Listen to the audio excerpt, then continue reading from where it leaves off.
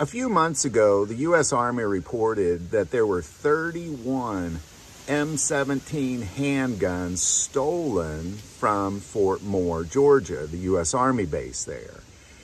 And the M17 is the new sidearm of the U.S. Army. It's the Sig Sauer P320. It's the military's version of that particular firearm.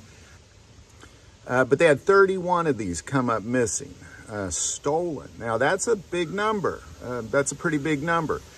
And now they're reporting kind of why or how these firearms are stolen, still without any sort of arrests.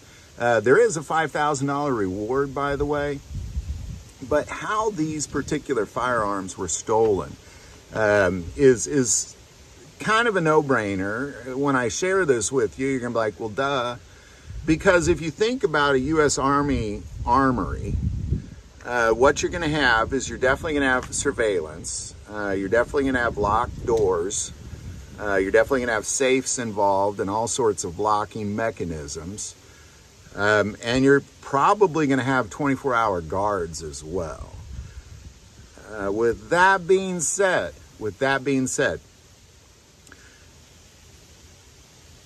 we kind of took a look also at other guns missing from the U.S. Army, because when we heard, and we're going to talk about how these things were stolen, we thought, well, how is it you're not missing more guns?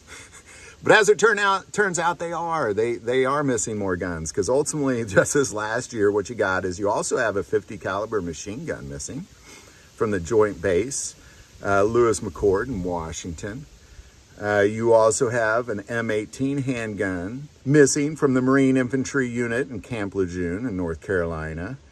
You also have an M240B machine gun missing from Fort Irwin, California.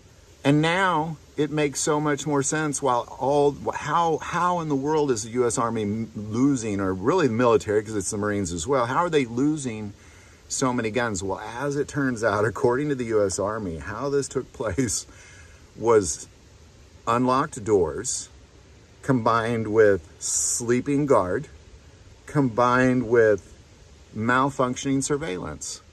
Now, just think about that for a second. In order to get in there and get 31 handguns, you would have to have doors unlocked, guard asleep, and malfunctioning surveillance. Now, in order to have all that, because to me, when you tell me that, hey, 31 handguns were missing because of unlocked doors, sleeping guard, and malfunctioning surveillance, that sounds to me like an inside job.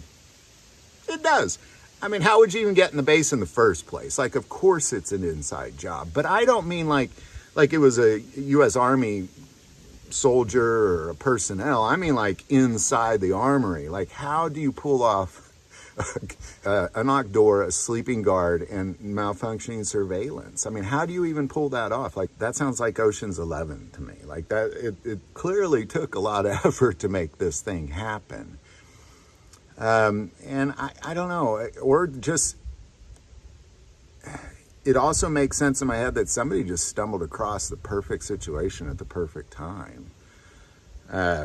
Maybe somebody came in to say hi to their friend and noticed he was asleep, noticed the door was open, and noticed the surveillance system wasn't working, and thought, I'm going to go grab a couple of those guns. And while I'm at it, might as well get 31 of them. So I'm going to argue that it was either a deep inside, meaning somebody working in the armory did it, or somebody just stumbled across a rare opportunity that, it's kind of like walking into the bank right as they closed and they left the door open, the guard fell asleep and they left the vault open. And you notice their surveillance system was off, and you're just like, well, might as well. Is all I can think, but it's, at least they're willing to say that, hey, we know it was because of unlocked doors, sleeping guard, and malfunctioning surveillance. So there you go, man. 31 M17s missing. Any thoughts or insight on that? Definitely put it below. Do want to take a moment and say that most people watch this channel, hey, they're not subscribers. Click that subscribe button. greatly increases the algorithm and our ability to get these messages out, that link is below. But the most important part of this channel is we take prayer requests. So please don't ever hesitate to send that in. Thank you for watching this episode of God, Family, and Guns. And as always, love God, love your family, and love guns.